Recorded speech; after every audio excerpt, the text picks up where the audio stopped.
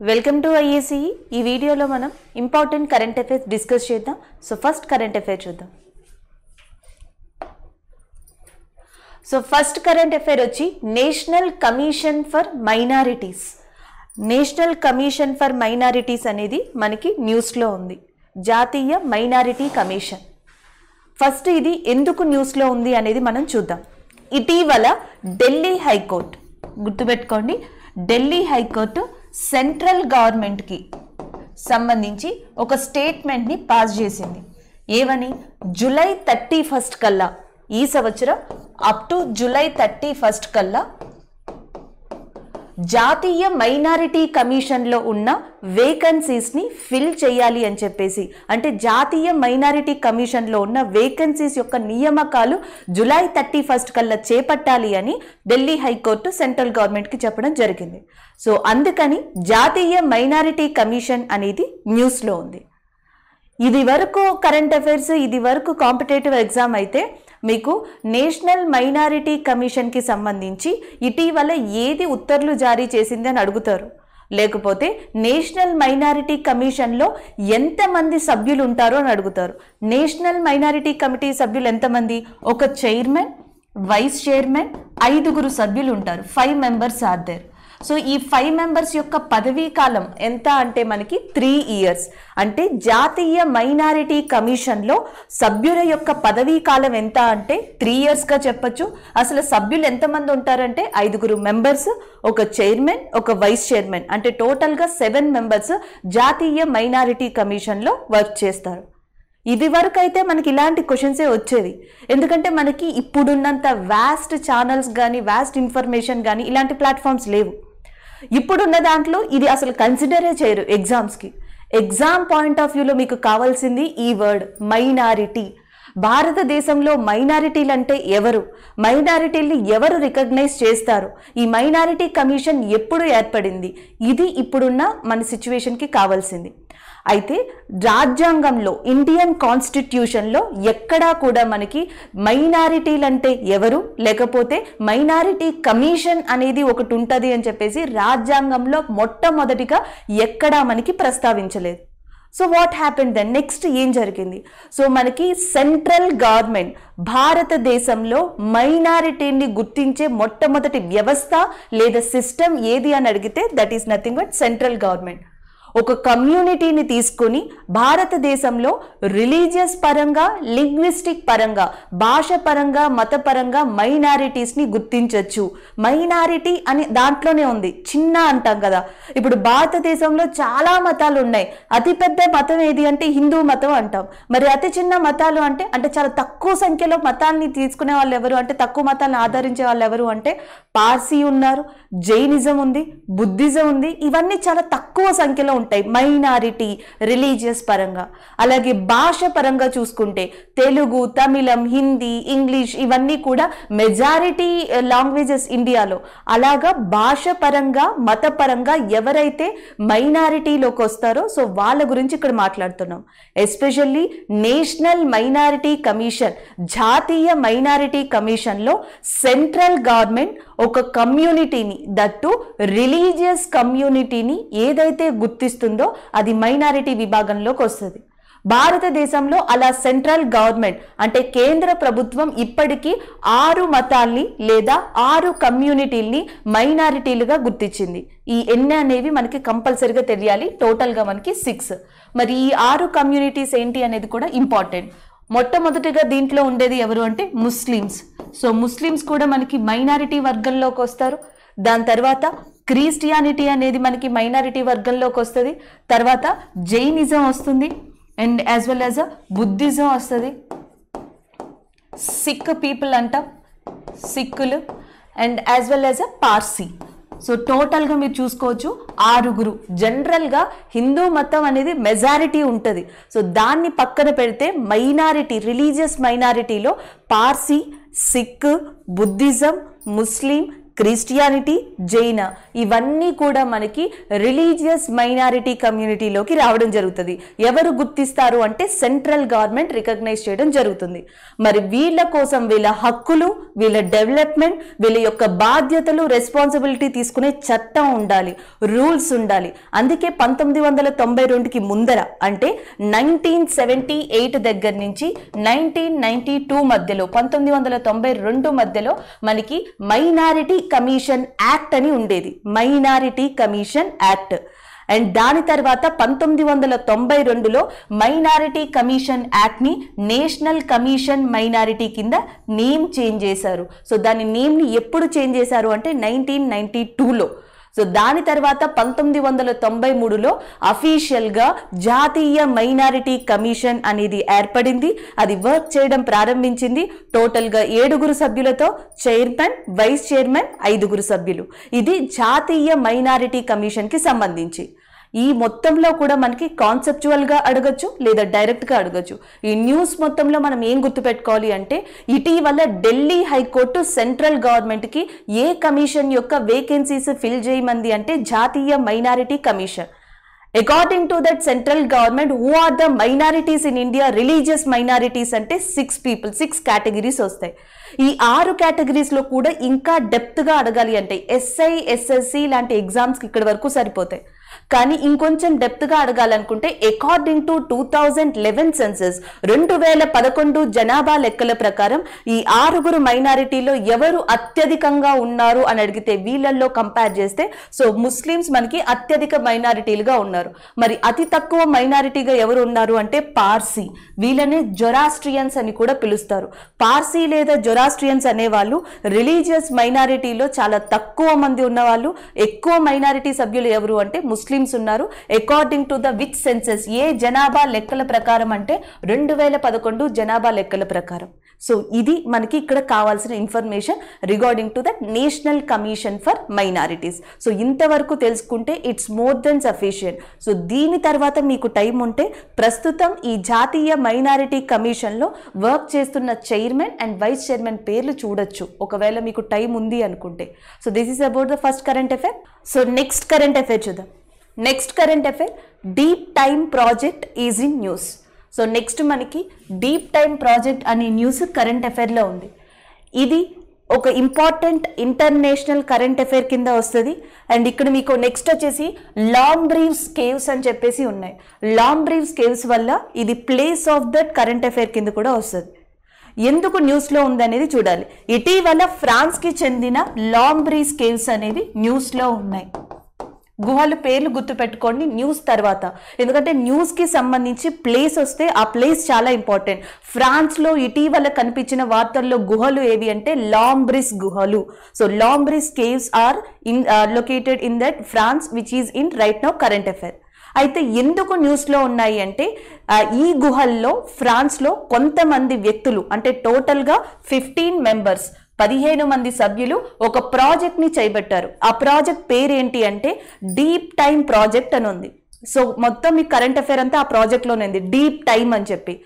General గా మనకి ఇప్పుడున్న జనరేషన్ లో ఏంటి అంటే గ్యాడ్జెట్స్, ఇంటర్నెట్, సోషల్ మీడియా అనేది మనకి చాలా ఇంపార్టెంట్. అండ్ దీంతో పాటు టైంతో పాటు మనం పరిగెడతా ఉంటాం.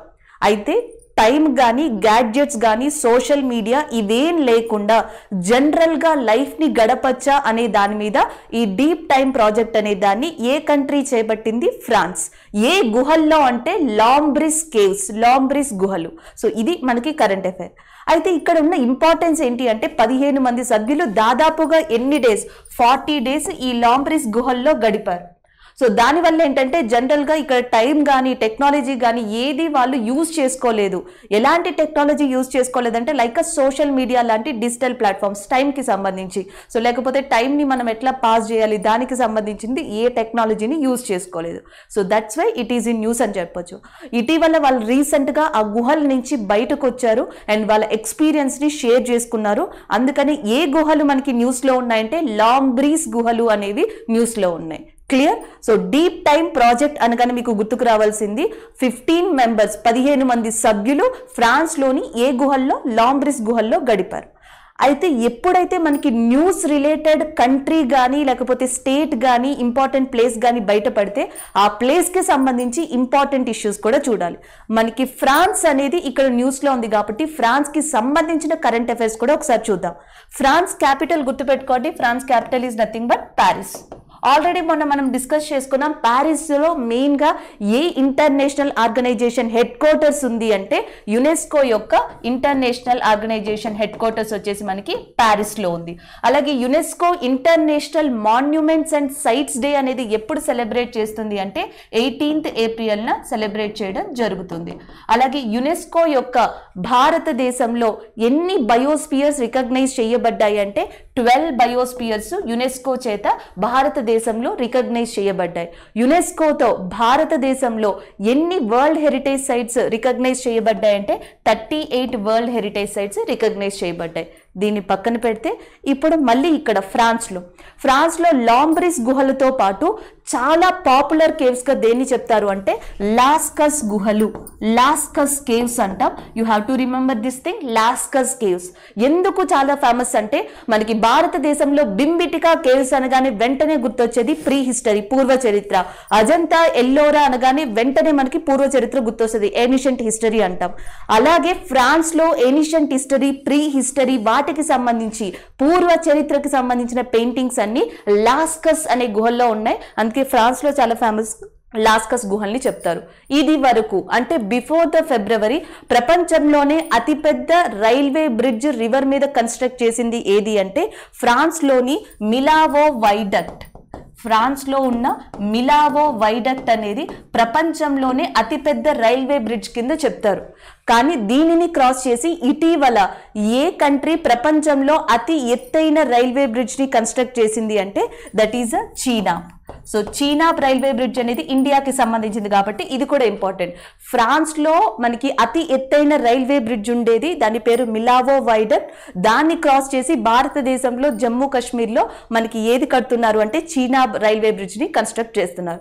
అలాగే నిన్న కరెంట్ అఫైర్లో ఫ్రాన్స్కి ఇండియాకి మధ్య జరిగిన యుద్ధ విన్యాసాన్ని ఏమని చెప్తారు అంటే వరుణ్ అని చెప్పేసి మనం గుర్తుపెట్టుకున్నాం, వరుణ. సో వరుణ యుద్ధ విన్యాసం దేనికి సంబంధించిందంటే నావీ, ఇండియాకి అండ్ యాజ్ వెల్ యాజ్ ఫ్రాన్స్కి. అలాగే ఇండియా ఫ్రాన్స్ కలిసి సహకరించబోయే ప్రాజెక్ట్ ఏది అంటే గగనయాన్ అనే ప్రాజెక్ట్. ఫ్రాన్స్ ఇండియాకి ఇచ్చే రైల్వే మనకి ఫ్లైట్స్ ఏంటి అంటే దట్ ఈస్ రాఫెల్ ఫ్లైట్స్ అనేవి.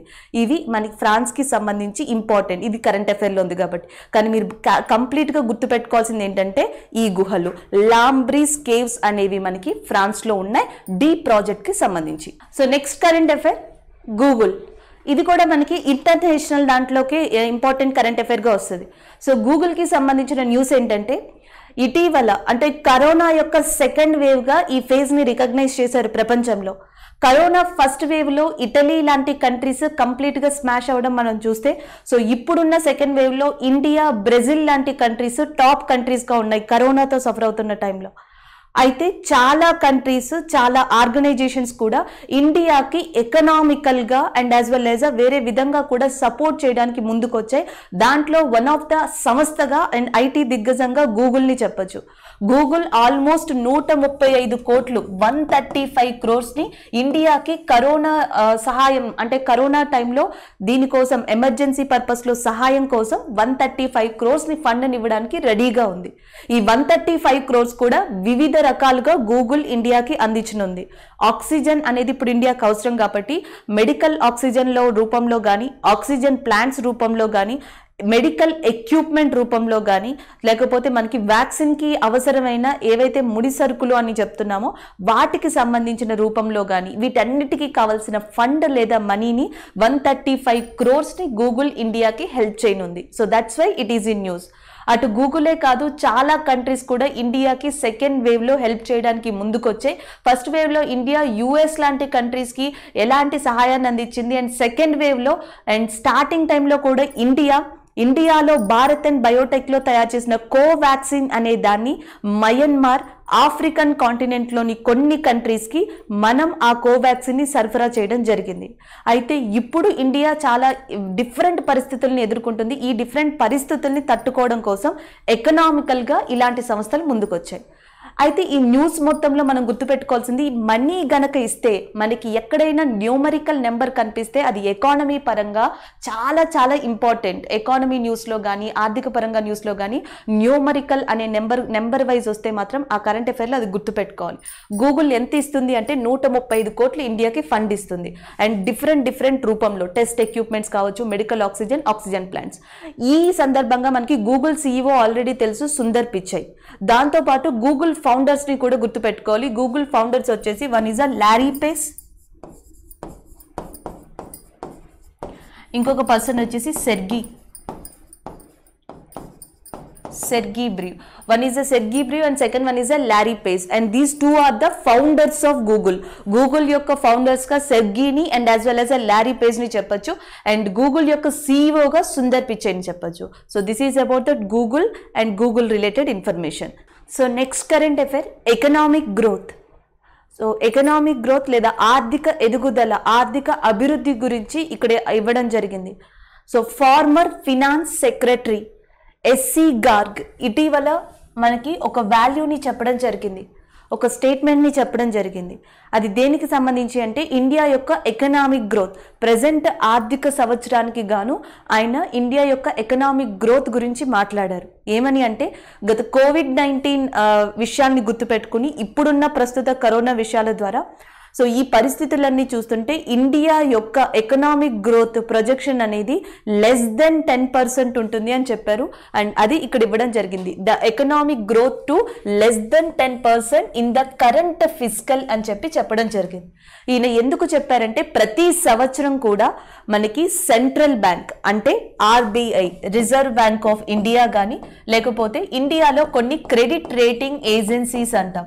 సో కొన్ని క్రెడిట్ రేటింగ్ ఏజెన్సీస్ కానీ IMF, international monetary fund and world bank కానీ ఇలాంటి ప్రపంచంలోని ఎక్కువగా ఎకనామిక్ ఆర్గనైజేషన్స్ కానీ లేకపోతే నెక్స్ట్ వచ్చేసి ఇండియాలో ఉన్న banks and credit rating agencies ఈ ఆర్థిక సంవత్సరంలో లేదా వచ్చే ఆర్థిక సంవత్సరంలో భారతదేశం యొక్క ఎకనామిక్ గ్రోత్ ఎంత ఉండొచ్చు అని చెప్పేసి ఒక ప్రొజెక్టెడ్ వాల్యూని ఇవ్వడం జరుగుతుంది.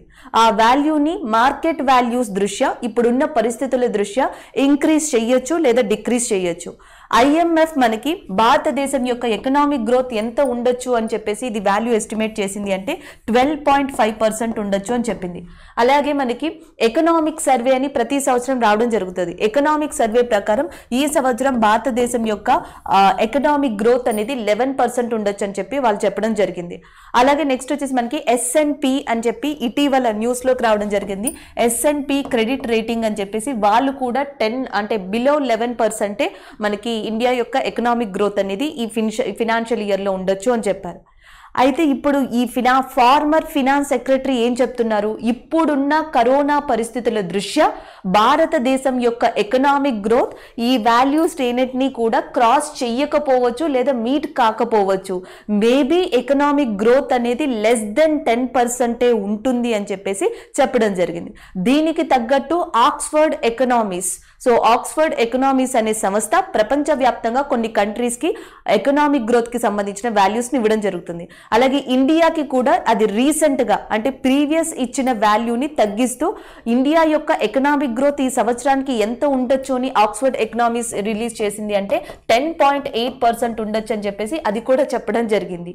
సో ఈ దృష్ట్యా అంటే ఈ వాల్యూస్ అన్ని పబ్లిష్ అవుతున్న టైంలో credit rating agencies economic growth చెప్తున్న టైంలో ఇలాంటి వాల్యూస్ని former finance secretary SC Garg చెప్పడం జరిగింది. అసలు ఎకనామిక్ గ్రోత్ అంటే మీరు నెంబర్ ఆఫ్ డెఫినేషన్స్ చెప్పొచ్చు, like different kind of examples ఇవ్వచ్చు. సింపుల్గా ఏంటి అంటే ఒక ఆర్థిక సంవత్సరంలో లేదా ప్రెజెంట్ టైంలో the present scenario of goods and services value, ప్రస్తుతం ఉన్న గూడ్స్ అండ్ సర్వీసెస్ యొక్క వాల్యూని చెప్పడం. ఎలా చెప్తారు అంటే అది ఎకనామిక్ గ్రోత్ పెరిగిందా లేదా అని తగ్గిందని ఎలా చెప్తారు, ప్రీవియస్ ఇయర్తో కానీ లేదా ఒక స్టాండర్డ్ ఇయర్తో కానీ కంపేర్ చేసి సో దాని యొక్క విలువ పెరిగిందా లేదా తగ్గిందా అని చెప్తారు. ఫర్ ఎగ్జాంపుల్ ఈ రోజు గూడ్స్ అండ్ సర్వీసెస్, ఈ సంవత్సరం గూడ్స్ అండ్ సర్వీసెస్ యొక్క వాల్యూ వచ్చేసి 80 అనుకుందాం, 80%. లాస్ట్ ఇయర్ వచ్చేసి మనకి 70% అనుకుందాం, అంటే 10% పెరుగుదల ఉంది అని చెప్తారు. లేదా ఒక స్టాండర్డ్ ఇయర్ తీసుకుంటే స్టాండర్డ్ ఇయర్లో 82% ఉంది, ఇప్పుడు 80% ఉంది, అంటే 2% తగ్గింది అని చెప్తాం. ఇప్పుడు ప్రజెంట్ ఆర్థిక సంవత్సరం యొక్క గూడ్స్ అండ్ సర్వీసెస్ వాల్యూని అండ్ లాస్ట్ ఇయర్ కానీ లేకపోతే స్టాండర్డ్ ఇయర్ ఒక బేసిక్ ఇయర్ అంటాం దానితో కంపేర్ చేసి ఒక ఎకనామిక్ గ్రోత్ అనేది పెరిగిందా లేదా తగ్గిందా అని చెప్తారు. సో ఇదంతా ఎప్పుడు చెప్పొచ్చు, కంప్లీట్గా ఫినాన్షియల్ ఇయర్ అయిపోయిన తర్వాత ఈ గూడ్స్ అండ్ సర్వీసెస్ ట్రాన్సాక్షన్ అన్నింటినీ చూసి అండ్ ఆఫ్టర్ దట్ వాళ్ళు కంపేర్ చేసి చెప్తారు. దీనికన్నా ముందరే ఆర్థిక సంవత్సరం స్టార్ట్ అవ్వగానే ఇది వరకున్న పరిస్థితుల్ని ఇప్పుడున్న పరిస్థితుల్ని దృష్టిలో పెట్టుకుని ఇలా ఉండొచ్చు అని చెప్పేసి ఈ సంస్థలన్నీ చెప్తాయి. అవే రేటింగ్ ఏజెన్సీస్ లేకపోతే ఇలాంటి ఇంటర్నేషనల్ ఆర్గనైజేషన్స్ ఇచ్చేవి. అయితే ఈ న్యూస్లో మనం గుర్తుపెట్టుకోవాల్సింది ఇంటర్నేషనల్ మానిటరీ ఫండ్ ఎంత ఉండొచ్చు అని చెప్పింది అంటే 12.5% ఉండొచ్చు అని చెప్పింది. ఆక్స్ఫర్డ్ ఎకనామిక్స్ ఎంత ఉండొచ్చు అని చెప్పిందంటే 10.8% ఎకనామిక్ గ్రోత్ ఉండొచ్చు అని చెప్పింది. అండ్ నెక్స్ట్ వచ్చేసి ఫార్మర్ ఫినాన్స్ సెక్రటరీ ఇవేమీ కాదు కోవిడ్ దృష్ట్యా ఇండియా అసలు ఎంత క్రాస్ చేయలేదు ఎకనామిక్ గ్రోత్ ని అంటే 10%. అది మేబీ వాస్తవం అయి ఉండొచ్చు, అది మేబీ ఫ్యాక్ట్ కూడా అయి ఉండొచ్చు. ఎందుకంటే ఇప్పుడున్న దృష్ట్యా మనకి ఎకనామిక్ యాక్టివిటీస్ సరిగ్గా జరగట్లేదు, గూడ్స్ అండ్ సర్వీసెస్ సరిగ్గా ప్రొడ్యూస్ చేయలేకపోతున్నాం. ఇతర కంట్రీస్ తో ట్రేడ్ చేయాలంటే చాలా కంట్రీస్ ఇప్పటికే ఇండియా యొక్క ట్రావెల్ ని అండ్ యాజ్ వెల్ యాజ్ మన కంట్రీస్ నుంచి ఎక్స్పోర్ట్ ఇంపోర్ట్స్ ని కూడా బ్యాన్ చేశాయి. అంటే బ్యాన్ చేయడం అంటే కొన్ని రోజులు కంప్లీట్ గా ఆపేశాయి డ్యూ టు కోవిడ్ దృష్ట్యా. ఇలా చూసుకుంటే ఆల్మోస్ట్ మనకి గూడ్స్ అండ్ సర్వీసెస్ వాల్యూ తగ్గుతుంది. వాల్యూ తగ్గితే ఆటోమేటిక్ గా ఎకనామిక్ గ్రోత్ ప్రొజెక్షన్ కూడా తగ్గిపోతుంది. అంటే ఈయన చెప్పిన దాంట్లో వన్ ఆఫ్ ద ఫ్యాక్ట్ ఉందని చెప్పి మనం గ్రహించాలి. That is about economic growth current affair. So next one చూద్దాం, Ladakh ignited mines.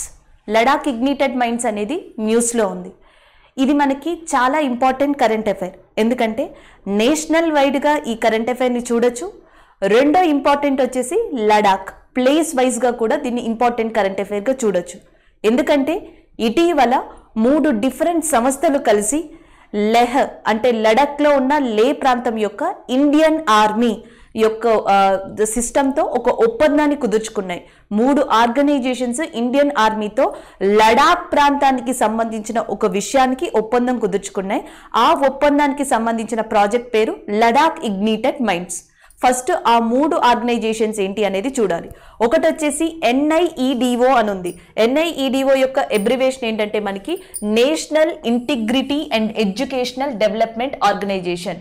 National integrity education and development organization ఒకటి. ఇంకొకటి వచ్చేసి NGO non governmental organization NGO. ఏ NGO? Kanpur based NGO. Kanpur based NGO and national integrity and development organization Hindustan petrol corporation limited HPCL. So మనకి HPCL Hindustan petrol corporation limited, next Kanpur NGO and next వచ్చేసి మనకి national integrity education development organization. ఈ 3 కూడా ఎవరితో ఒప్పందాన్ని కుదుర్చుకున్నాయి అంటే Indian ఆర్మీతో ఒప్పందాన్ని కుదుర్చుకున్నాయి. ఏ ప్రాంతం కోసం ఒప్పందాన్ని కుదుర్చుకున్నాయంటే లడాక్. ఆల్రెడీ మనకి ఇక్కడ ఎడ్యుకేషన్ అని ఉంది, లడాక్ ఇగ్నిటెడ్ మైన్స్ అని ఉంది. అంటే లడాక్ లో విద్యా వ్యవస్థ కోసం ఈ ప్రధానంగా ఈ ఒప్పందం అనేది జరిగింది. సో అదేంటి అనేది చూద్దాం. లడాక్ ఇటీవల యూనియన్ టెరిటరీ అంటే కేంద్ర పాలిత ప్రాంతంగా మారింది. లడాక్ యూనియన్ టెరిటరీలోని విద్యార్థుల కోసం ఎస్పెషల్లీ ఈ ప్రోగ్రామ్ లేదా ఈ MOU డిజైన్ చేయబడింది. లడాక్ ఇగ్నిటెడ్ మైన్స్ లో ఈ లడాక్ యూనియన్ టెరిటరీలోని స్టూడెంట్స్ ని ఎన్నుకొని వాళ్ళకి మెడికల్ ఇంజనీరింగ్ ఎంట్రన్స్ ఎగ్జామ్స్ లో ఎక్కువగా ర్యాంక్స్ ని లేదా సీట్స్ ని సంపాదించేందుకు ట్రైనింగ్ ఇవ్వడం జరుగుతుంది ఇనిషియల్ స్టేజ్ నుంచి, బేసిక్ స్టేజ్ నుంచి. సో దానికోసమే లడాక్ ఇగ్నిటెడ్ మైన్స్ అనే దాన్ని స్టార్ట్ చేశారు. జనరల్ గా ఇండియాలో one of the important thing మనకి ఆఫ్టర్ మనకి ఏమంటారు ఇంటర్మీడియట్ తర్వాత వన్ ఆఫ్ ద ప్రెస్టేజెస్ గా తీసుకునేది medical entrance exam, engineering entrance exam. So దీనికి proper guidance and as well as a proper financial support రెండు కూడా చాలా అవసరం. అండ్ లడాక్ లాంటి ప్రాంతాలలో ఏంటంటే ఇప్పుడిప్పుడే డెవలప్ అవుతుంది కాబట్టి అక్కడున్న యువతకి ఎక్కువ ఉద్యోగాలు ఉపాధి రావాలి అంటే ఏదొక మార్గం కావాలి. సో అందుకోసమని లడాక్ ఇగ్నిటెడ్ మైన్స్ అనేది వచ్చింది. సో మనం ఈజీగా ఎట్లా గుర్తుపెట్టుకోవచ్చు, Ladakh ignited minds, ignited mind అనగానే దాని ఎడ్యుకేషన్కి సంబంధించి. ఎవరి ఎడ్యుకేషన్ కోసం అంటే మెడికల్ అండ్ ఇంజనీరింగ్ ఎంట్రన్స్కి వాళ్ళకి ట్రైనింగ్ ఇవ్వడం కోసం లడాక్లోని పీపుల్కి లేదా స్టూడెంట్స్కి ఈ ఒప్పందం అనేది, ఈ ప్రాజెక్ట్ అనేది స్టార్ట్ చేశారు. 3 సంస్థలు కలిసి ఇండియన్ ఆర్మీతో ఈ ప్రాజెక్ట్ని స్టార్ట్ చేయడం జరిగింది. ఇండియాలో ఇలాంటివి చాలా ఉన్నాయి. ఎగ్జాంపుల్కి ఆంధ్రప్రదేశ్, తెలంగాణలో ఉన్నాయి విద్యోన్నతి అని చెప్పేసి. సో మనకి యూపీఎస్సీ కానీ గ్రూప్స్ కానీ ఇలాంటి వాటికి ఎవరైనా కోచింగ్ తీసుకోవాలి అనుకుంటే వాళ్ళకు కూడా స్కాలర్షిప్ లాంటి వాటితో కొన్ని ఎన్జిఓస్ మనకి హెల్ప్ చేస్తున్నాయని చెప్పాలి, విద్యోన్నతి లాంటి స్కీమ్స్తో. అలాగే ఇలాంటి స్కీమ్ కూడా లడాక్ ఇగ్నిటెడ్ మైండ్ కూడా సేమ్ అంతే. కాకపోతే ఇక్కడ మనకి హెల్ప్ చేసేవి ఏవి అంటే ఈ ఆర్గనైజేషన్స్ హెల్ప్ చేస్తున్నాయి. ఇది మీరు గుర్తుపెట్టుకోవాల్సింది. అయితే ఎగ్జామ్ పాయింట్ ఆఫ్ వ్యూలో దీన్ని ఎలా చూడాలి? లే అనే ప్రాంతం న్యూస్లో ఉంది.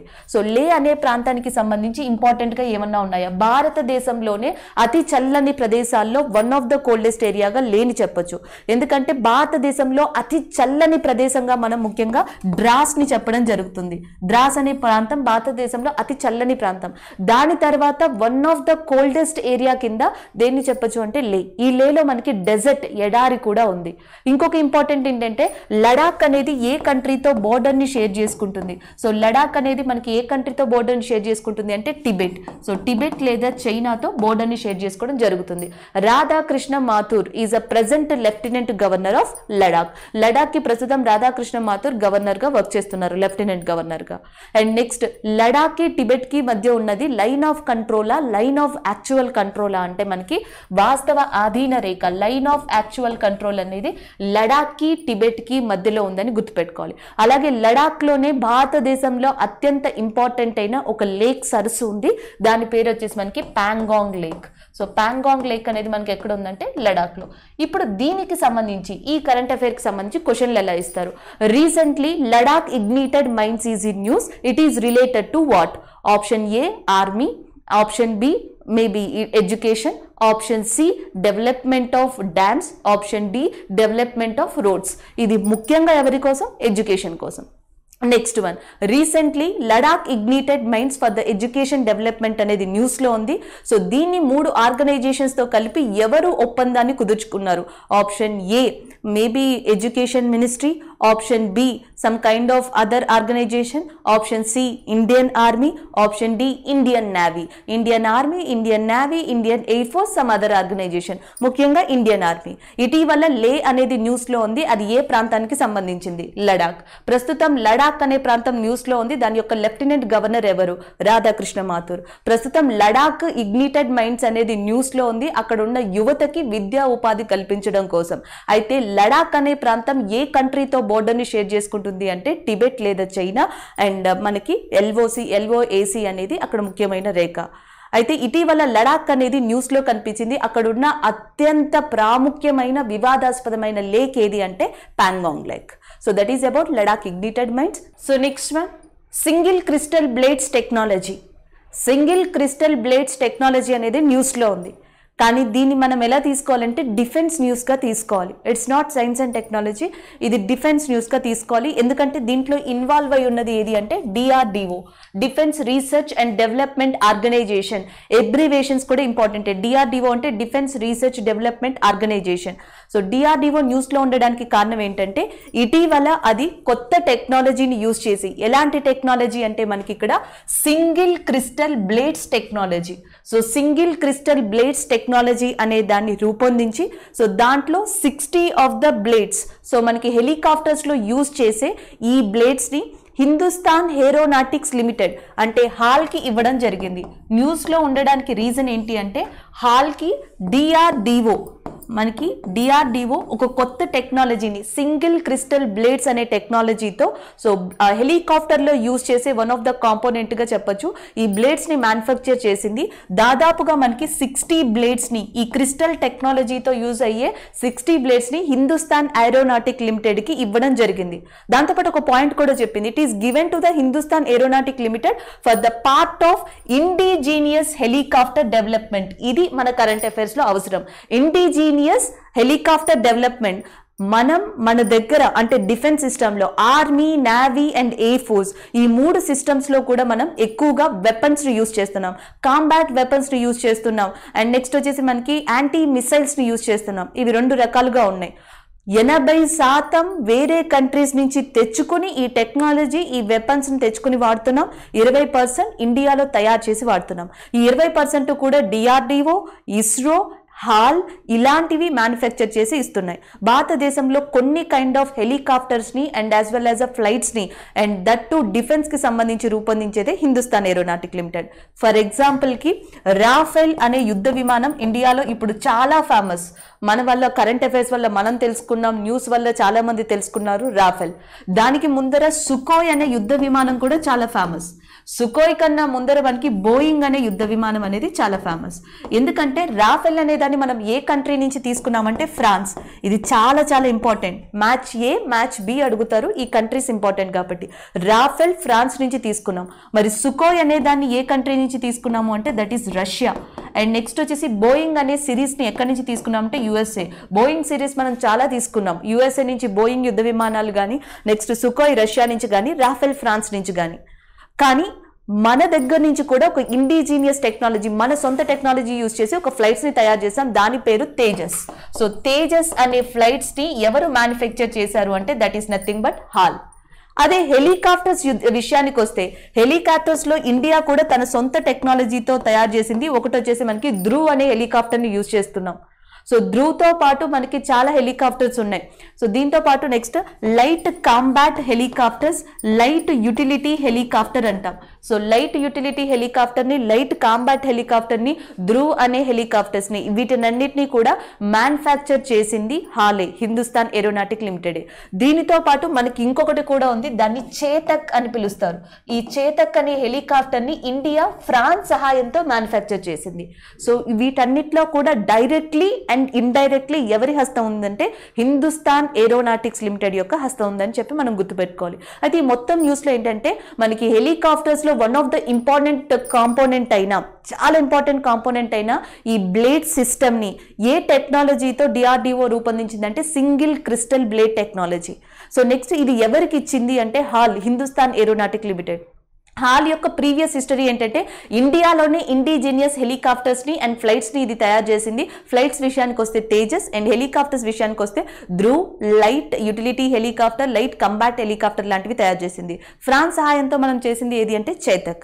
ఇటీవల 2 ఫ్లైట్స్ మనకి న్యూస్లో ఉన్నాయి. ఒకటి రాఫెల్ ఫ్రాన్స్ నుంచి తీసుకుంటున్నాం, ఇంకొకటి S-400 missile, surface to 400 air missiles అని చెప్పేసి రష్యా నుంచి ఇండియా తీసుకోబోతుంది. సో ఇవి మనకి న్యూస్లో ఉన్నాయి వీటితో పాటు. So that is about that single crystal blades technology. ఇది చూడగానే మీకు వెంటనే హెలికాప్టర్ గుర్తుకు రావాలి. హెలికాప్టర్ అంటే వెంటనే హిందుస్థాన్ ఏరోనాటిక్ లిమిటెడ్, దానికి హెల్ప్ చేసేది మనకి డిఆర్డిఓ. సో డిఆర్డిఓ యొక్క ప్రెజెంట్ చైర్మన్ గా సతీష్ రెడ్డి వర్క్ చేస్తున్నారు. అలాగే ఇస్రో చైర్మన్ గా ప్రెజెంట్ కె శివన్ వర్క్ చేస్తున్నారు.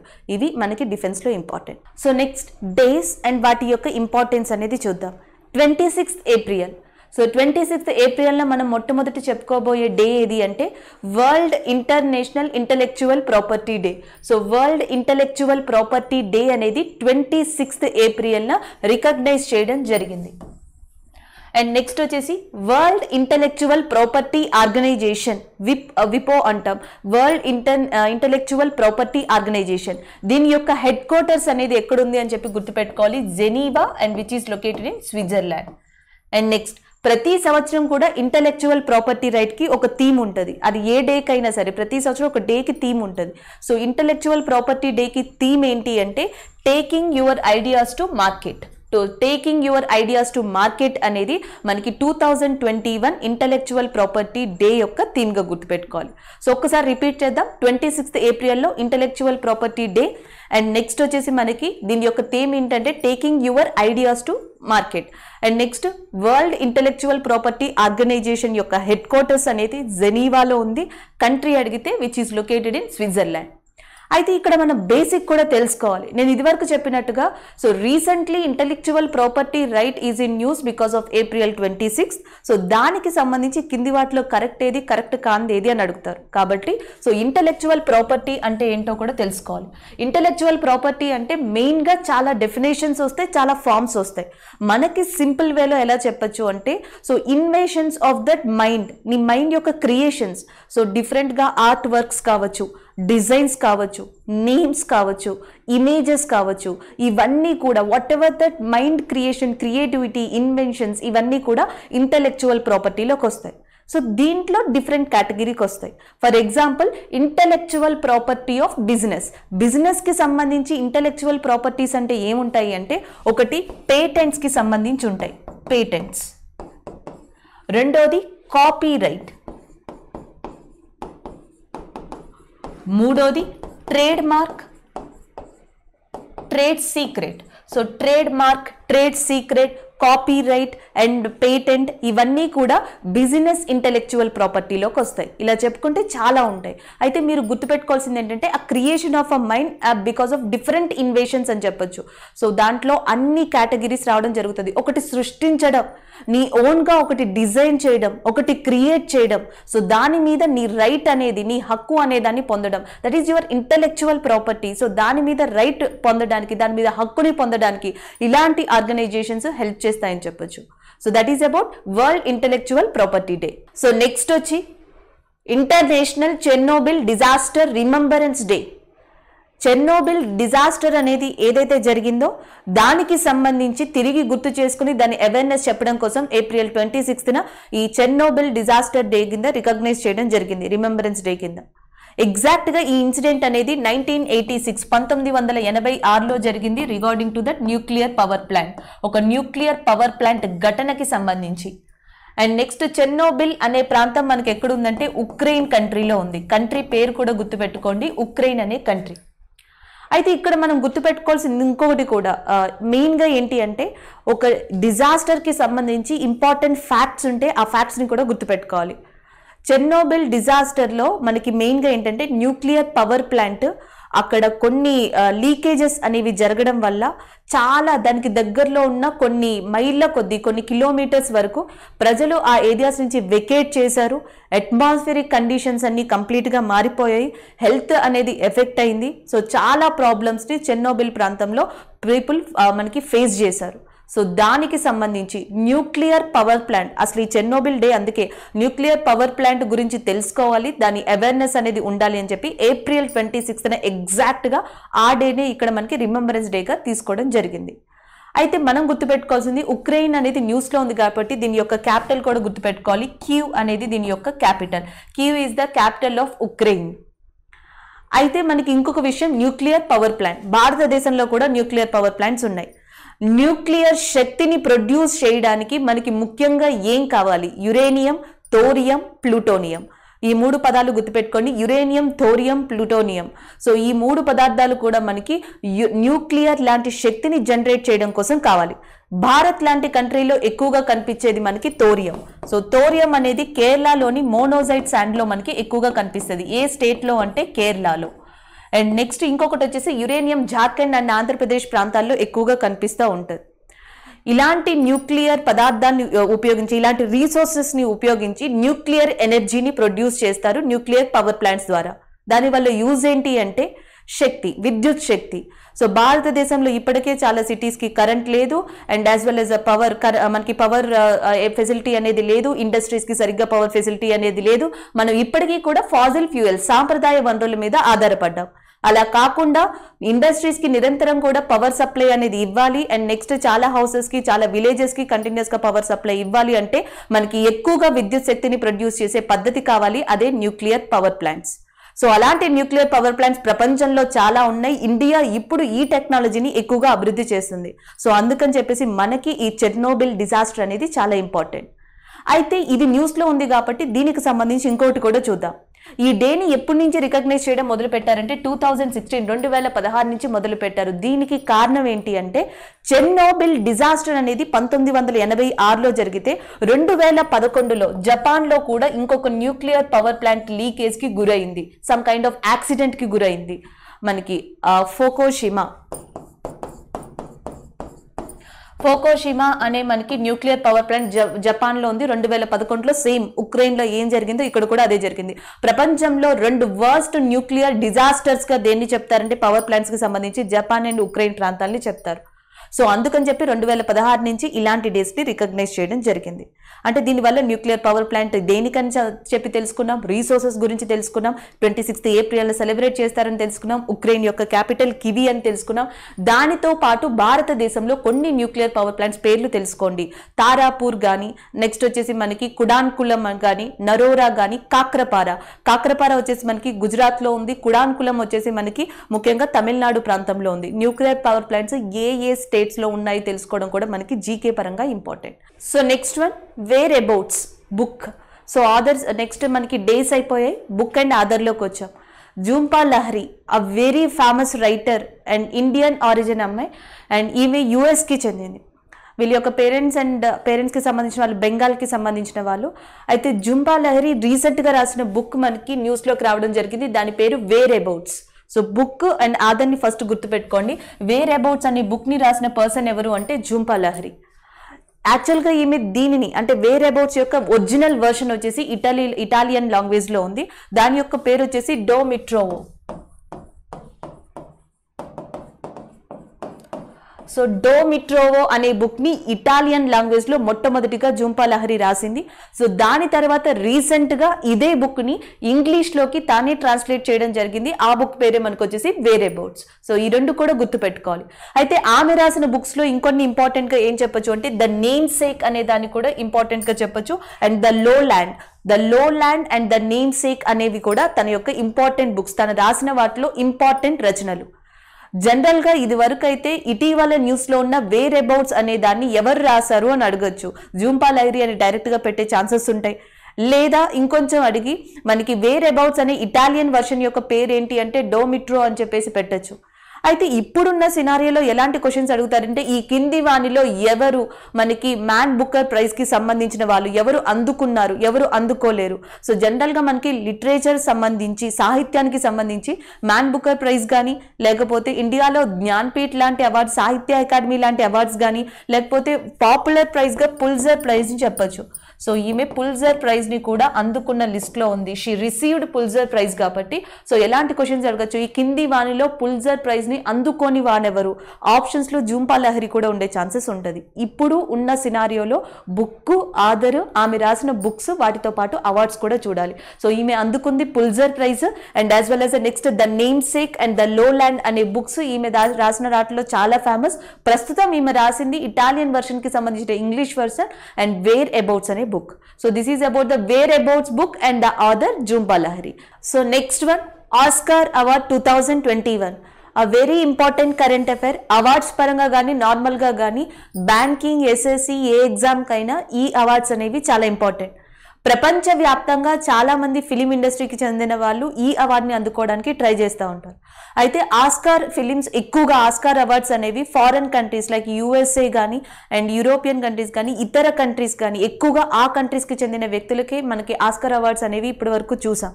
అయితే ఈ సంవత్సరం ఆస్కార్ అవార్డ్స్ ఎవరు అందుకున్నారు, దాంట్లో ఉన్న ఇంపార్టెన్స్ ఏంటి అనేది చూద్దాం. ఇప్పుడు జరిగిన ఆస్కార్ అవార్డ్స్ అనేవి ఎన్నో ఆస్కార్ అవార్డ్స్ అంటే 93వ ఆస్కార్ అవార్డ్స్ మనకి లాస్ ఏంజల్స్లోని రెండు డిఫరెంట్ ప్రదేశాల్లో జరిగాయి. ఆ రెండు వెన్యూస్ ఏంటి అంటే ఒకటి వచ్చేసి డాల్బీ స్టేడియం అండ్ ఇంకొకటి వచ్చేసి యూనియన్ స్టేషన్. సో లాస్ ఏంజల్స్లోని యూనియన్ స్టేషన్, డాల్బీ స్టేడియం ఈ రెండు వెన్యూస్గా మనకి 93వ ఆస్కార్ అవార్డ్స్ అనేవి జరిగాయి. ఈ ఆస్కార్ అవార్డ్స్లో best actor, actress, best film and మిగతా కేటగిరీస్తో పాటు ఇంకొక ఇంపార్టెంట్ థింగ్గా ఎవరైతే అవార్డ్స్ని అందుకున్నారో ఆ పర్సన్స్ అందరూ ఇచ్చిన స్పీచ్లో రీసెంట్గా కోవిడ్ టైంలో హెల్త్ ప్రాబ్లమ్స్ వల్ల కానీ లేదా కోవిడ్ కారణాల వల్ల కానీ ప్రపంచంలో చనిపోయిన ప్రముఖ ఫిలిం ఇండస్ట్రీకి సంబంధించిన పర్సన్స్కి నివాళులు అర్పించారు. ఆ పర్సన్స్లో మనకి ఇంటర్నేషనల్ వరల్డ్ వైడ్ చాలా ఫేమస్ యాక్టర్ అయిన చాడ్విక్ బోస్మన్ నేమ్ కూడా ఉంది. చాడ్విక్ బోస్మన్ ఇటీవల మనకి లాస్ట్ టైం హెల్త్ ప్రాబ్లం వల్ల, క్యాన్సర్ వల్ల చనిపోవడం జరిగింది. బ్లాక్ ప్యాంథర్, అవెంజర్స్ లాంటి మూవీస్లో వన్ ఆఫ్ ద టాప్ హీరోగా, టాప్ యాక్టర్గా నిలిచిన పర్సన్ చాడ్విక్ బోస్మన్. ఈయన బేసిక్గా అమెరికాకి చెందిన వ్యక్తి, అమెరికన్ ఫేమస్ యాక్టర్. అండ్ ఇంకొక ఇంపార్టెంట్ ఏంటంటే 2021లో Gotham independent film award Gotham independent film award అనే అవార్డుని 2021లో చాడ్విక్ బోస్మన్ అందుకోవడం జరిగింది. ఈ సంవత్సరం బెస్ట్ యాక్టర్ అవార్డు అందుకున్న వ్యక్తి ఎవరైతే మనకి హప్కిన్ ఉన్నారో, సో ఆ పర్సన్ గురించి కొన్ని కైండ్ ఆఫ్ కమెంట్స్ అనేవి బయటికి వినిపించాయి. ఎందుకంటే ఆస్కర్ 2021 బెస్ట్ యాక్టర్ గా చాలా మంది ఎక్స్పెక్ట్ చేసిన వ్యక్తి చాడ్విక్ బోస్మన్. సో ఈ నేపథ్యంలో చాడ్విక్ బోస్మన్ కరెంట్ అఫైర్ లో ఉన్నారు కాబట్టి ఆయన పేరుని, అండ్ నెక్స్ట్ ఆయన ఏ కంట్రీకి చెందిన వ్యక్తి అంటే అమెరికా, అండ్ ఆయన అవెంజర్స్, బ్లాక్ ప్యాంథర్ లాంటి టాప్ మూవీస్ లో యాక్ట్ చేసి ఉన్నారు. రీసెంట్ గా ఆయనకు వచ్చిన award Gotham independent film award అనేది రావడం జరిగింది. అలాగే ఇండియాకి చెందిన ప్రముఖ వ్యక్తులు, ఫిలిం ఇండస్ట్రీస్ వ్యక్తులు చనిపోయిన వాళ్ళలో Irfan Khan, a very famous Bollywood actor, and next వచ్చేసి భాను అతయ్య. సో భాను అతయ్య పేరు తెలియని వాళ్ళు ఇండియాలో ఉండరు, ఎందుకంటే భారతదేశంలో మొట్టమొదటి ఆస్కార్ అవార్డు గ్రహీత కాస్ట్యూమ్ డిజైన్ కి గాను, దట్టు ఏ ఫిలిం అంటే గాంధీ మూవీకి. సో గాంధీ మూవీకి బెస్ట్ కాస్ట్యూమర్ గా భాను అతయ్యకి మొట్టమొదటి ఆస్కార్ అవార్డు రావడం జరిగింది. సో ఈ ఇద్దరు పర్సన్స్ ని కూడా ఇక్కడ మనకి ప్రస్తావించడం జరిగింది. So Chadwick Boseman, Bhanu Athaiya, Irrfan Khan, these all persons are remembered by the world famous actor and actress during the Oscar awards. So ఇప్పుడు ఇంపార్టెంట్ గ్రహీతలు, ఆస్కర్ అవార్డ్ గ్రహీతలు 2021 ఎవరో చూద్దాం. సో మనం ఆల్రెడీ చెప్పుకున్నాం ఆస్కార్ వెన్యూ ఏంటి, ఆస్కార్ యొక్క ప్రాముఖ్యత గురించి చెప్పుకున్నాం. ఇప్పుడు బెస్ట్ యాక్టర్, యాక్టరెస్, బెస్ట్ ఫిలిం గురించి మాట్లాడతాం. సో మనకి ఆస్కర్ 2021 కి సంబంధించి ఒక పిక్చర్ ని గుర్తుపెట్టుకోండి, నోమాడ్ల్యాండ్. నోమాడ్ల్యాండ్ కి సంబంధించి బెస్ట్ పిక్చర్ గా రావడం జరిగింది. ఈ పిక్చర్ తీసిన పర్సన్ కి బెస్ట్ డైరెక్టర్ అవార్డు రావడం జరిగింది. ఈ పిక్చర్ లో యాక్ట్ చేసిన విమెన్ కి బెస్ట్ యాక్టరెస్ అవార్డు రావడం జరిగింది. అంటే ఆస్కర్ 2021 లో 3 అవార్డ్స్ గెలుచుకున్న చిత్రం ఏది అంటే నోమాడ్ల్యాండ్. 3 అవార్డ్స్ ని గెలుచుకుంది. ఈ నెంబర్ కూడా గుర్తుపెట్టుకోవాలి. అయితే నోమాడ్ల్యాండ్ దర్శకురాలు ఎవరు? బెస్ట్ డైరెక్టర్ వచ్చేసి మనకి క్లోజా. ఈమెని మనం 2 ఇంపార్టెంట్ విషయాల్లో గుర్తుపెట్టుకోవాలి. ఆస్కర్ 2021 బెస్ట్ డైరెక్టర్ వచ్చేసి క్లోజా. ఈమె ఏ మూవీ తీసిందంటే నోమాడ్ల్యాండ్ అనే మూవీ తీయడం జరిగింది. అయితే క్లోజా దీంట్లో ఒక అరుదైన రికార్డ్ ని సృష్టించింది. ప్రపంచంలో ఆస్కర్ అవార్డు గెలుచుకున్న డైరెక్టర్స్ లో విమెన్ డైరెక్టర్స్ ఇద్దరే ఉన్నారు. సో దాంట్లో second women director Chloe Zhao. And Asia నుంచి first women director Oscar award అందుకున్నది కూడా ఎవరు అంటే క్లోజా. అంటే ఏషియా నుంచి ఫస్ట్ రికార్డ్ ని క్రియేట్ చేసింది విమెన్ విభాగంలో, ఇండియా వరల్డ్ నుంచి సెకండ్ రికార్డ్ ని క్రియేట్ చేసింది ఈమె విమెన్స్ విభాగానికి సంబంధించి. అండ్ ఇంకొక ఇంపార్టెంట్ థింగ్ ఏంటంటే క్లోజా చైనా కంట్రీకి చెందిన వ్యక్తి, అందుకే ఫస్ట్ ఏషియన్ విమెన్ గా రికార్డ్ సృష్టించింది. అండ్ నెక్స్ట్ బెస్ట్ పిక్చర్ వచ్చేసి మనకి ఏదంటే నోమాడ్ల్యాండ్ అనే పిక్చర్. సో దీనిని ఆల్రెడీ 2017లో మనకి ఒక ఫేమస్ రచయిత జెసికా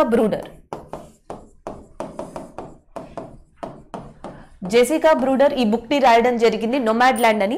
ఆ బుక్ ని కథగా తీసుకొని సో దాంట్లో మార్పులు చేసి ఈ నోమాడ్ల్యాండ్ అనే పిక్చర్ ని కూడా తీయడం జరిగింది. సో వీళ్ళ ముగ్గురిని కూడా గుర్తుపెట్టుకోవాలి, ఎందుకంటే 3 అవార్డ్స్ ని గెలుచుకుంది కాబట్టి. ఈ కథ ఏ నావెల్ బేస్డ్ అంటే నోమాడ్ల్యాండ్ అనే నావెల్ బేస్ కి సంబంధించింది. జెసికా బ్రూడర్ ఈ కథని రాసింది, ఈ నావెల్ బుక్ ని రాసింది. అండ్ నెక్స్ట్ వచ్చేసి మనకి బెస్ట్ యాక్టరెస్ గా ఫ్రాన్సిస్ మెక్డోర్మాండ్. సో ఫ్రాన్సిస్ మెక్డోర్మాండ్ అనే మనకి యాక్ట్రెస్ బెస్ట్ ఫీమేల్ యాక్ట్రెస్ గా లేదా బెస్ట్ యాక్ట్రెస్ గా ఆస్కర్ 2021 అవార్డు అందుకోవడం జరిగింది. ఈమెకి 63 ఇయర్స్, 63 ఏళ్ల వయసులో ఆమె యొక్క ప్రతిభతో మెక్డోర్మాండ్ అనే ఆమె మనకి బెస్ట్ యాక్ట్రెస్ గా ఆస్కర్ అవార్డ్స్ లో నిలిచింది. వీళ్ళ ముగ్గురు కూడా నోమాడ్ల్యాండ్ కి చెందిన వాళ్ళు, అంటే ఆ పిక్చర్ కి సంబంధించిన వాళ్ళు. సో నెక్స్ట్ వచ్చేసి బెస్ట్ యాక్టర్ వచ్చేసి యాంథోనీ హప్కిన్స్.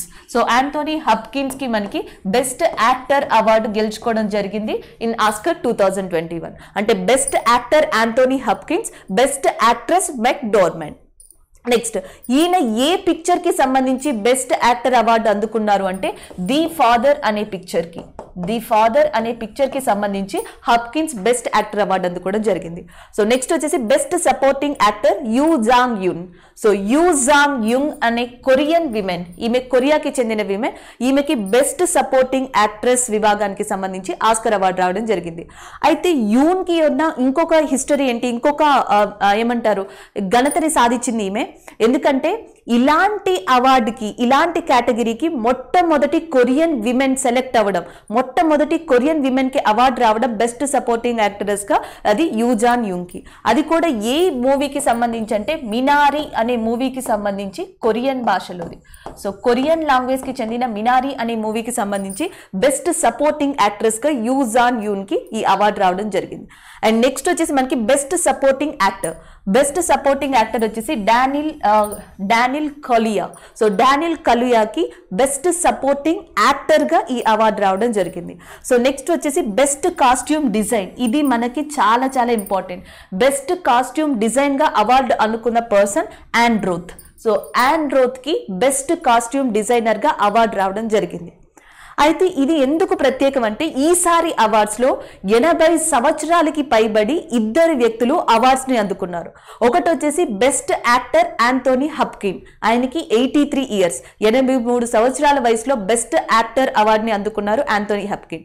దాని తర్వాత 89 సంవత్సరాల వయసులో at the age of 89 years so Ann wrote received best costumer award. So best costumer award an Roth కి 89 సంవత్సరాల వయసులో వచ్చింది. ఆమె the oldest women to win Oscar. So మనకి ప్రపంచంలోనే ఇప్పటి వరకు ఆస్కార్ అవార్డ్స్ లో అతి పెద్ద వయసులో ఆస్కార్ అవార్డు అందుకున్న వ్యక్తి వచ్చేసి మనకి యాన్ రోత్ 89 ఇయర్స్ లో అందుకోవడం జరిగింది. అంటే ఈ అవార్డ్స్ మొత్తంలో కూడా హైలైట్స్ ఏంటంటే ఎక్కువ అవార్డ్స్ వచ్చింది ఏ పిక్చర్ కి అంటే నొమాడ్ ల్యాండ్ కి. అండ్ 80+ ఇయర్స్ లో మనకి ఆస్కార్ అవార్డు అందుకుంది ఈసారి Ann Roth, and oldest women గా చెప్పొచ్చు ఆస్కార్ అవార్డ్స్ అందుకున్న దాంట్లో. And Anthony Hopkins best actor 83 years లో. సో నెక్స్ట్ వచ్చేసి బెస్ట్ డైరెక్టర్ గా క్లోజావ్. సో క్లోజావ్ యొక్క రికార్డ్ ఏంటంటే first Asian women best director గా ఆస్కార్ అవార్డు అందుకున్న వ్యక్తి. సో నెక్స్ట్ వచ్చేసి కొరియన్ విభాగానికి సంబంధించి కొరియన్ భాషలోనే మొట్టమొదటి సపోర్టింగ్ యాక్ట్రెస్ అవార్డుని అందుకున్న వ్యక్తి యూన్, మీనారి అనే మూవీకి సంబంధించి. అండ్ నెక్స్ట్ ఇప్పటి వరకు 4 సార్లు, అత్యధికంగా 4 సార్లు ఆస్కార్ అవార్డ్స్ ని అందుకున్న వ్యక్తి వచ్చేసి మనకి Catherine హెబ్బన్.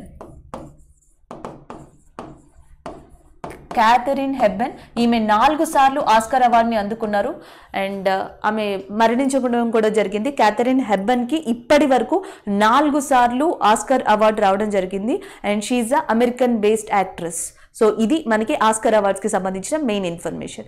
So next one appointment గురించి. Arun Raste is in news. Recent గా Arun Raste CEO and managing director గా national commodity and derivatives exchange. So national commodities and derivative exchange, so NCDX అంటాం. సో దీనికి సంబంధించి MD అండ్ CEOగా నెక్స్ట్ 5 సంవత్సరాలకి అరుణ్ రస్తే అపాయింట్ కాబోతున్నారు. So దీనికి సంబంధించి అఫీషియల్ గా ఈ అపాయింట్మెంట్ ని మనకి పాస్ చేసింది SEBI, security and exchange board of India. Recent గా ఈ అపాయింట్మెంట్ ని అప్రూవ్ చేయడం జరిగింది. So that's why Arun Raste is in news. So Arun Raste దేనికి సంబంధించి MD అండ్ CEOగా అపాయింట్ కాబోతున్నారు అంటే national commodity and derivatives exchange limited దానికి నెక్స్ట్ 5 సంవత్సరాలకి అరుణ్ రస్తే MD అండ్ CEOగా అపాయింట్ కాబోతున్నారు. అలాగే ఇప్పుడు ప్రస్తుతం సెబీ యొక్క చైర్మన్ ఎవరు అంటే ప్రస్తుతం సెబీ యొక్క చైర్మన్ వచ్చేసి Ajay Tyagi. So this is about that Arun Raste and SEBI and national commodity and derivatives exchange limited. So next current affair. Sarah Gamal is in news. So మనకి Arab and African women Sarah Gamal recent గా Olympics యొక్క 3-on-3 basketball రిఫరీగా ఎన్నికయ్యారు. So she's the first women and who is selected as a first women referee for the 3-on-3 basketball. So ఈ 3-on-3 basketball అనే పద్ధతిని మొట్టమొదటిగా 2017 Olympics లో introduce చేయడం జరిగింది. So this is about that main basketball 3-on-3 basketball గురించి. దీనికి రిఫరీగా ఎన్నికైన వ్యక్తి సారా గమల్. ఈసారి 2021 ఒలింపిక్ గేమ్స్ వచ్చేసి మనకి ఎక్కడ జరగబోతున్నాయంటే టోక్యో. సో టోక్యోలో ఈసారి 2021 యొక్క ఒలింపిక్ గేమ్స్ అనేవి జరగబోతున్నాయి. So that is about Sara Gamal. So next one, John Conrads passes away. ఆస్ట్రేలియాకి చెందిన ప్రముఖ స్విమ్మర్ జాన్ కాన్రాడ్స్ ఇటీవల మరణించడం జరిగింది because of due to health problem. So that's why ఆయన న్యూస్లో ఉన్నారు. ఈయన ప్రపంచంలోనే ప్రముఖ స్విమ్మర్. యాక్చువల్గా మనకి స్విమ్మింగ్లో డిఫరెంట్ విభాగాలు ఉంటాయి. ఆల్రెడీ మనం చాలాసార్లు డిస్కస్ చేసుకున్నాం. బటర్ఫ్లై స్ట్రోక్ అని, నెక్స్ట్ వచ్చేసి బ్రెస్ట్ స్ట్రోక్ అని, అండ్ నెక్స్ట్ బ్యాక్ స్ట్రోక్ అని, అండ్ సైడ్ స్ట్రోక్ అని, and as well as a free style. ఈ ఫ్రీ స్టైల్ని మనం ఫస్ట్ క్రాల్ అని కూడా పిలవచ్చు. Different categories in swimming. First crawl లేదా ఫ్రీ స్టైల్ స్విమ్మింగ్ విభాగంలో ప్రపంచంలోనే చాలా అరుదైన రికార్డ్స్ క్రియేట్ చేసిన పర్సన్ మనకి జాన్ కాన్రాడ్స్. సో జాన్ కాన్రాడ్స్ ఆస్ట్రేలియాకి చెందిన వ్యక్తి. ఈ రెండు గుర్తుపెట్టుకోవాలి. ఆయనకి సంబంధించి ఇంపార్టెంట్ రికార్డ్స్ ఏంటి అంటే, ఒకటి వచ్చేసి 1500 మీటర్స్ ఫ్రీ స్టైల్ గోల్డ్ మెడల్ని అండ్ 2 బ్రాంజ్ మెడల్స్ని కూడా ఈయన ఒలింపిక్స్లో గెలుచుకోవడం జరిగింది. 1960s ఒలింపిక్స్ అనేవి మనకి రోమ్లో జరిగాయి. సో 1960s జరిగిన ఒలింపిక్స్ విభాగంలో ఫ్రీ స్టైల్ విభాగంలో ఒక గోల్డ్ మెడల్ అండ్ 2 బ్రాంజ్ మెడల్స్ని సొంతం చేసుకున్నారు. సో మనకి జాన్. అండ్ నెక్స్ట్ వచ్చేసి 1985లో the Australian sports hall of fame అనే దాన్ని కూడా సొంతం చేసుకున్నారు. అయితే మనం ఏం గుర్తుపెట్టుకోవాలి అంటే, రీసెంట్గా మనకి చనిపోయిన జాన్ కాన్రాడ్స్ అనే పర్సన్ దేనికి ఎందులో ప్రముఖ వ్యక్తి అంటే స్విమ్మింగ్ విభాగంలో. అండ్ నెక్స్ట్ వచ్చేసి ఎస్పెషల్లీ ఏ స్టైల్ అంటే ఫ్రీ స్టైల్ లేదా ఫస్ట్ క్రాల్ అనే విభాగంలో ఈయన చాలా ఫేమస్ పర్సన్.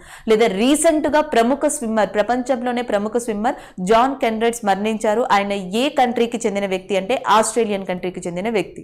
సో ఇది జాన్ కాన్రాడ్స్ గురించి. So next current affair, Vaman Bhonsle is in news. And ఇండియాలోని అండ్ ఎస్పెషల్లీ బాలీవుడ్ విభాగంలో చాలా ప్రముఖ ఫేమస్ ఎడిటర్ అని చెప్పొచ్చు. సో ఆయన రీసెంట్గా చనిపోయారు. ఆయన చేసిన ఫిలిమ్స్లో one of the best film Incor.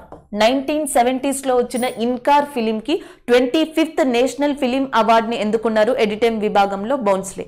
And దాంతోపాటు ఆయన దాదాపుగా 230కి పైగా ఫిలిమ్స్కి ఎడిటింగ్ విభాగంలో మనకి వర్క్ చేసిన వ్యక్తి. సో దాంట్లో ఇంపార్టెంట్గా మనం మేరా ఘావ్ మేరా దేశ్ అనే దాన్ని చెప్పొచ్చు.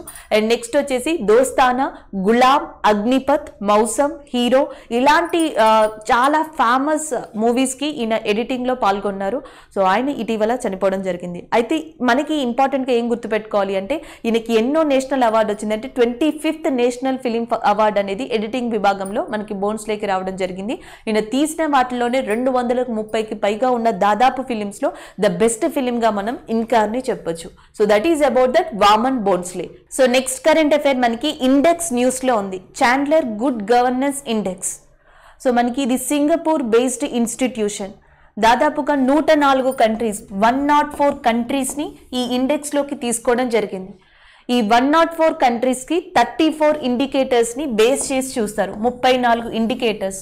సో దీంట్లో ద బెస్ట్ రోబోస్ట్ లాస్ అంటే ఆ కంట్రీలో ఎలాంటి లాస్ అవలంబిస్తున్నారు, అండ్ నెక్స్ట్ వచ్చేసి లీడర్షిప్ ఏంటి, అండ్ నెక్స్ట్ ఎలాంటి పాలసీస్ని ఇంక్లూడ్ చేశారు, ఎలాంటి స్ట్రెంగ్త్ అండ్ ఇన్స్టిట్యూషన్స్ ఉన్నాయి, ఇలా 34 ఇండికేటర్స్ని దీంట్లో పరిగణిస్తారు.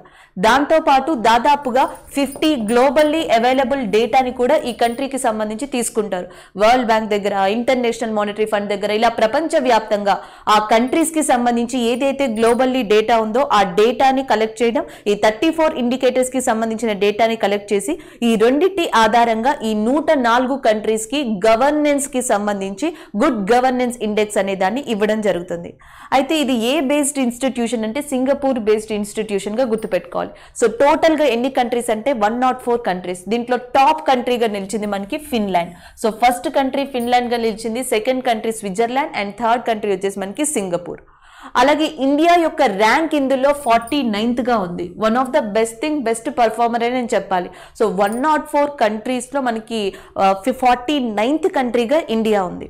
అండ్ ఇంకొక ఇంపార్టెంట్ థింగ్, 104th కంట్రీగా మనకి వెనిజులా అనేది వచ్చింది. అంటే లాస్ట్ లేదా వర్స్ట్ పర్ఫార్మెన్స్లో మనకి వెనిజులా అనేది లొకేట్ అయింది. అంటే ఫస్ట్ వచ్చేసి మనకి ఫిన్లాండ్ అండ్ లాస్ట్ వచ్చేసి వెనిజులా. ఇండియా యొక్క ర్యాంక్ వచ్చేసి 49th ఉంది. రీసెంట్గా కొన్ని విషయాల వల్ల, కరోనా, వ్యాక్సిన్ అండ్ మలేరియా, వీటి వల్ల నైజీరియా అనే కంట్రీ కూడా మనకి కరెంట్ అఫైర్స్లో ఎక్కువగా కనిపిస్తూ ఉంది. నైజీరియా ర్యాంక్ వచ్చేసి మనకి గుడ్ గవర్నెన్స్ ఇండెక్స్లో ఎంత అంటే 102. నైజీరియా యొక్క ర్యాంక్ వచ్చేసి 102,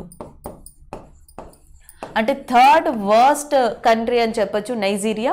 అండ్ లాస్ట్ వన్ వచ్చేసి 104 వచ్చేసి Venezuela. So this is about the good governance index. So good government ఇండెక్స్కి సంబంధించి ఇండియా యొక్క ర్యాంక్ 49th, ఫస్ట్ ర్యాంక్ మాత్రం Finland. So next one, Stockholm international peace research institute, SIPRI. So మనకి 1966లో ఈ organisation అనేది ఎస్టాబ్లిష్ అయింది. ఈ ఆర్గనైజేషన్ గురించి మనకి న్యూస్లో ఉంది. ఏమని? ఈ ఆర్గనైజేషన్కి సంబంధించిన ఎక్స్పెండిచర్ గురించి న్యూస్లో ఉంది. దీనికి సంబంధించి ఎక్స్పెండిచర్లో అత్యధిక విభాగం 3.7%. యుఎస్ఏ తన జీడిపిలో 3.7% దీనికోసం ఖర్చు పెడుతుంది. అయితే ఇండియా, చైనా లాంటి కంట్రీస్ వచ్చేసి మనకి 1.7% చైనా అండ్ 2.9% ఇండియా అనేవి దీంట్లో తన యొక్క జీడిపిలో వీటిని ఖర్చు పెడుతున్నాయి, ఎక్స్పెండిచర్ని చేస్తున్నాయి అని చెప్పేసి రీసెంట్గా న్యూస్ రావడం జరిగింది. అయితే దీనికి సంబంధించి అసలు ఈ ఎందుకు ఎక్స్పెండిచర్ పెడుతున్నారు, దీని యొక్క ఇంపార్టెన్స్ ఏంటి అనేది తెలుసుకోవాలి. సో మనకి 1966లో ఈ Stockholm international peace research institute అనే దాన్ని ఎస్టాబ్లిష్ చేశారు, which is located in completely Sweden. And దీని యొక్క హెడ్ క్వార్టర్స్ వచ్చేసి మనకి ఎక్కడ ఉందంటే Solna. Headquarters of this SIPRI is located in Solna అనే ప్రాంతంలో దీని యొక్క హెడ్ క్వార్టర్స్ ఉంది. అయితే ప్రపంచంలో మనకి ఎక్కువగా పీస్ని మెయింటైన్ చేయాలి, శాంతిని మెయింటైన్ చేయాలి, అండ్ ఏదైనా మిలిటరీ ప్రాబ్లమ్స్ ఉన్న కంట్రీస్కి మధ్య సో వాటిని రిజాల్వ్ చేయడం, ఆర్మ్డ్ వెపన్స్కి సంబంధించిన డేటాని కలెక్ట్ చేయడం, సైంటిఫిక్ రీసెర్చ్ ఎక్స్పెరిమెంట్స్ చేయడం, వాటి డేటాని కలెక్ట్ చేయడం, అంటే ప్రపంచవ్యాప్తంగా అటు డిఫెన్స్ పరంగా డేటాస్ని రీసెర్చెస్ని చేయడం అండ్ యాజ్ వెల్ యాజ్ అ పీస్ని మెయింటైన్ చేయడం ఈ స్పిరి ఇన్స్టిట్యూట్ యొక్క ముఖ్య ఉద్దేశం. సో దానికి సంబంధించి అన్ని కంట్రీస్ కూడా తమ యొక్క జీడిపి నుంచి కొంత భాగాన్ని కాంట్రిబ్యూట్ చేస్తారు. అయితే హైయెస్ట్ భాగంగా యుఎస్ఏ అనేది కనిపిస్తూ ఉంది. United states military spending 3.7% from it's GDP. దాని తర్వాత నెక్స్ట్ వచ్చేసి చైనా అండ్ ఇండియా. సో దాని తర్వాత చైనా అండ్ ఇండియా వరుసగా తమ యొక్క జీడిపి నుంచి 1.7%, 2.9%తో అత్యధికమైన మిలిటరీ ఎక్స్పెండిచర్ని ఈ స్పిరి అనే ఆర్గనైజేషన్లో మనకి పెట్టడం జరుగుతుంది. So that's why it is in news. దానికి సంబంధించిన న్యూస్ ఉంది ఇక్కడ. అయితే మనం గుర్తుపెట్టుకోవాల్సింది దీని యొక్క హెడ్ క్వార్టర్స్ వచ్చేసి సాల్నాలో ఉంది. ఇది ఏ కంట్రీ అంటే స్విట్జర్లాండ్. ఇది ఎప్పుడు ఎస్టాబ్లిష్ చేయబడింది అంటే 1966లో ఎస్టాబ్లిష్ చేయబడింది. ఇవి గుర్తుపెట్టుకుంటే చాలు. Thank you.